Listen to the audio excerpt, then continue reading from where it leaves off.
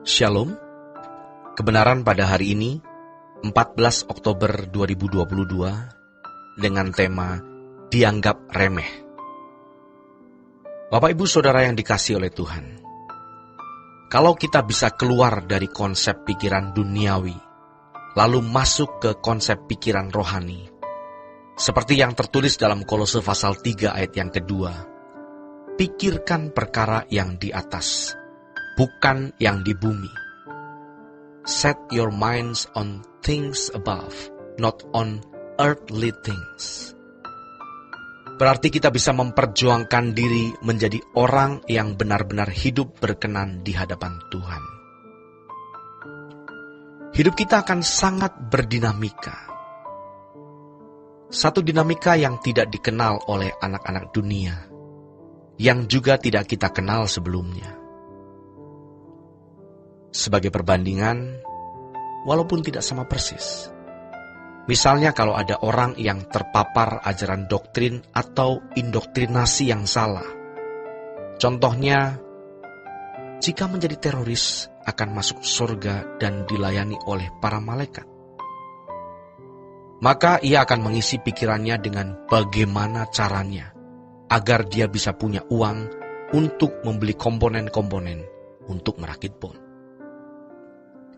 Biasanya dia akan menutup diri dari lingkungan, supaya tidak dikenali aktivitas kehidupannya. Dinamika hidupnya menjadi berbeda dengan orang di sekitarnya. Kalau kita bisa memasuki kehidupan Kristiani, maka kita akan memiliki dinamika hidup yang luar biasa. Perkara-perkara rohani menjadi satu-satunya perkara sebagai isi dan tujuan hidup kita. Apalagi kalau bisa sampai melangkah bagaimana menjadi orang terkemuka di hadapan Tuhan. Dinamika hidup kita pasti berubah total. Jika Kristus yang adalah hidup kita menyatakan diri kelak, kamu juga menyatakan diri bersama-sama dengan Dia di dalam kemuliaan. Meskipun kita sekarang tidak dipandang, tidak dianggap, tidak punya nilai di mata manusia, tidak apa-apa. Tetapi jika Kristus yang adalah hidup kita, artinya dinamika anak-anak Allah yang standarnya adalah Yesus. Maka ketika Yesus menyatakan diri dimuliakan oleh Bapa, kita pun akan dimuliakan bersama-sama dengan Dia. Saat ini, banyak orang yang tidak memedulikan nilai-nilai kekekalan atau hal-hal rohani, apalagi soal kemuliaan bersama Kristus. Tetapi suatu hari nanti, jangankan hal dimuliakan bersama Yesus, kalau sampai tidak masuk langit baru, bumi baru, itu sudah merupakan bencana atau celaka bagi mereka. Kalau bagi seorang siswa atau mahasiswa yang penting naik kelas saja, mungkin dia bisa naik kelas juga. Tidak menjadi juara, tidak ada di dalam ranking, tidak berprestasi pun tidak apa-apa. Tetapi hal ini jangan kita coba paralelkan atau analogikan dengan kekekalan. Kalau untuk masalah dunia fana, tidak bisa dibandingkan atau disandingkan dengan kemuliaan kekal.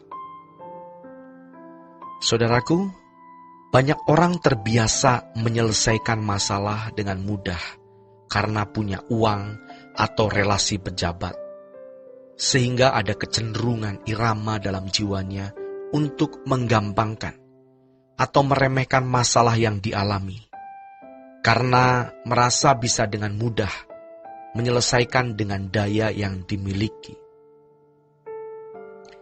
Jika ini terus-menerus dilakukan tanpa pertobatan, maka mengenai hal kekekalan pun dia akan anggap ringan dan remeh. Biasanya orang-orang seperti ini tidak menghormati Tuhan.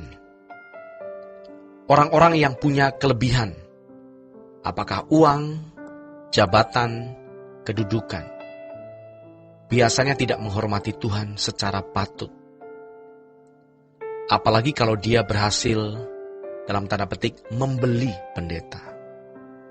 Lengkaplah sudah sikap kurang ajarnya. Jika ia merasa bisa, dalam tanda petik, membeli pendeta, biasanya dia juga merasa bisa, dalam tanda petik, membeli Tuhan. Makanya bagi para hamba Tuhan, khususnya para pendeta, mestinya berani berkata demikian. Aku lebih rela tidak punya jemaat, tidak punya gedung, tetapi aku berkenan di hadapan Tuhan, daripada punya gereja, punya gedung, lalu menjual diri atau menjual Tuhan. Seseorang bisa tahu bahwa dirinya bisa menaklukkan pendeta atau tidak.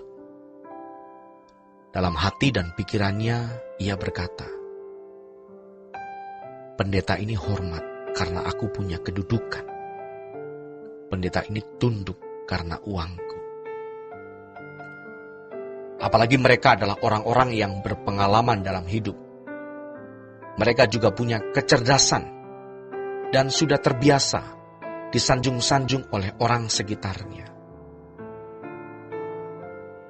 Saudaraku yang kekasih, orang yang punya kelebihan, baik kekayaan, kedudukan, gelar, prestasi, dan sebagainya, kalau tidak dihancurkan Tuhan, maka dia akan merasa lebih tinggi dan lebih hebat dari orang lain. Bahkan, Tuhan pun akan dia anggap remeh. Namun, tidak semua orang yang punya kelebihan pasti bersikap demikian terhadap Tuhan. Namun tidak sedikit juga orang kaya atau orang hebat lainnya yang punya kerendahan hati dan tidak bergantung kepada kekayaannya. Pejabat tinggi yang rendah hati dan tidak menghargai pangkatnya atau bintangnya melebihi Tuhan.